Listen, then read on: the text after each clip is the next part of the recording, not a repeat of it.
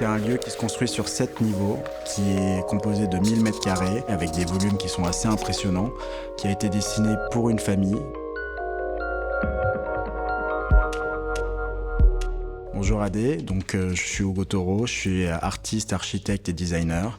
Et aujourd'hui, je vous accueille dans un des derniers chantiers qu'on vient de livrer. Donc on a travaillé 3 ans dessus et on a eu 2 ans et demi de travaux.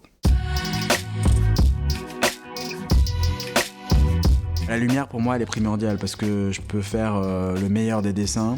Sans une belle lumière, en fait, mon projet ne va pas prendre vie. Dans tout l'hôtel particulier, on a une lumière qui est très chaude. L'idée, c'est vraiment de créer quelque chose qui soit domestique, qu'on sente à la maison. Pour moi, un hôtel particulier, si on parle de l'entrée, il y a toujours un côté un peu majestueux.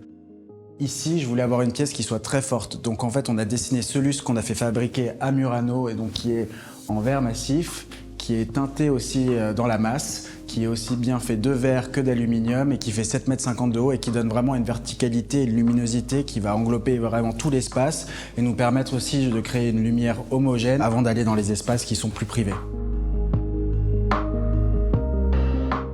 Pour moi, ce salon, c'était tout d'abord de créer quelque chose de monumental avec une cheminée. J'ai une passion pour les cheminées. D'ailleurs, par exemple, la cheminée, c'était l'une des premières à voir le jour. Et pour moi, c'était vraiment intéressant parce que je m'attache en fait à avoir des éléments qui sont forts dans chaque espace pour pouvoir après les relier et créer en fait, on va dire, une certaine synergie, une certaine émulation positive entre les différentes atmosphères et ambiances.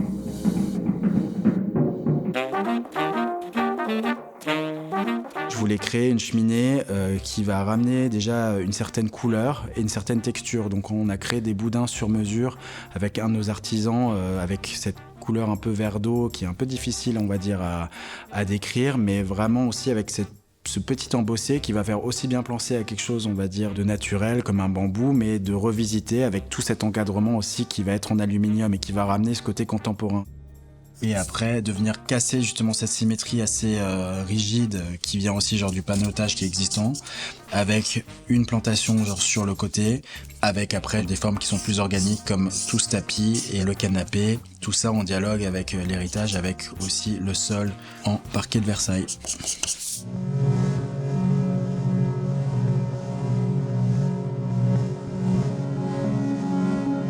La piscine, c'est un espace qui est unique car en fait il est aveugle et on est dans une ambiance qui est beaucoup plus feutrée, un peu plus tropicale, mais avec un petit côté, on va dire, bateau. Et après aussi, toute cette idée un peu de bain, parce qu'on va avoir aussi le spa, le hammam, le sauna, et tout ça autour d'un bassin qui est assez long, qui fait 7 mètres de long. Donc pour une piscine intérieure à Paris, c'est assez agréable de dessiner ce type d'élément architectural. Je pense que ça en fait une pièce unique. Le rooftop, tout comme la piscine, c'est un peu 2 espaces qui sont un peu séparés, qui sont un peu comme des bulles et qui permettent de créer justement des moments à soi. C'est un lieu qui a été construit en 1911, qui a été abandonné pendant 15 ans. Donc comment l'appréhender ? C'est l'appréhender en ayant une certaine liberté, une certaine créativité, et après aussi en utilisant des techniques qui vont être anciennes comme des techniques de patine, de dorure, mais toujours d'avoir ce petit twist, on va dire, plus contemporain et ramener aussi une petite touche de fun.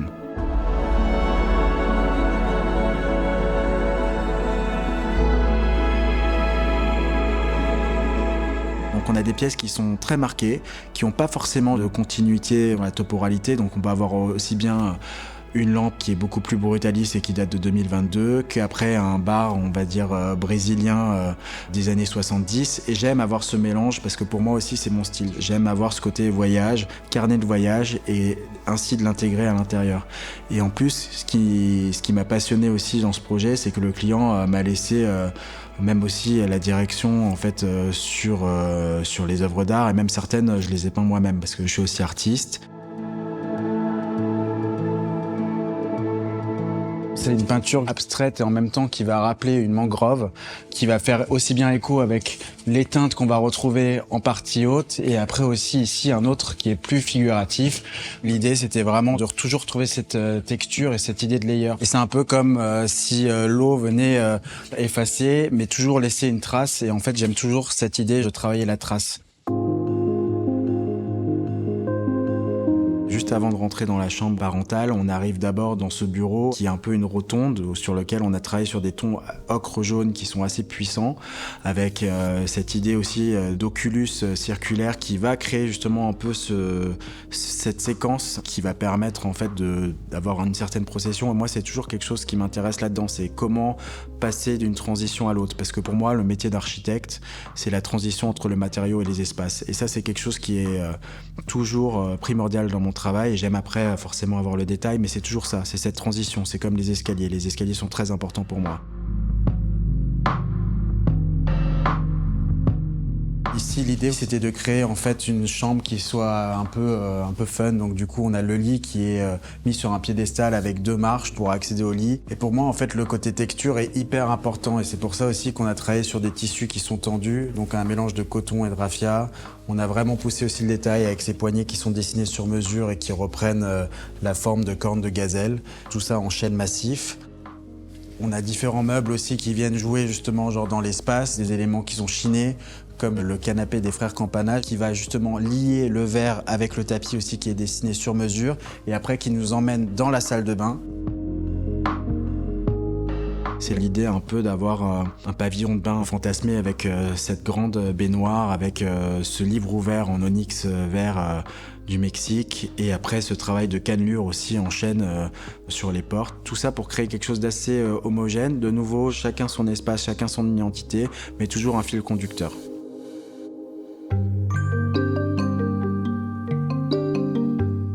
Alors sur le jardin, c'était une demande justement du propriétaire, c'est d'avoir une petite touche, on va dire, asiatique. Ce qui m'intéressait, c'est d'avoir ce côté un petit peu pas japonais qu'on a complètement créé. Après aussi d'avoir cette dimension aquatique. Tous mes projets commencent toujours par un dessin. Ce qui est assez intéressant ici, c'est que la curation, elle était totale. Toutes les lampes qui sont en céramique, par exemple, dans le salon, sont dessinées sur mesure. Après, on les a réalisées avec une artiste en céramique. Ce grand canapé, je le voulais très majestueux, mais en fait, ce qui m'intéresse aussi, c'est de voir avec quel tissu on va le faire, avec quelle densité.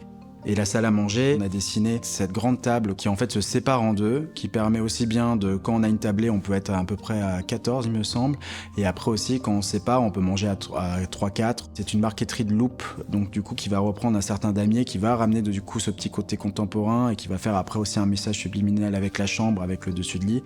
J'aime créer des lieux qui sont vivants, où on va avoir des accidents, où aussi les gens vont créer des moments de vie. J'aime mettre l'accident en valeur.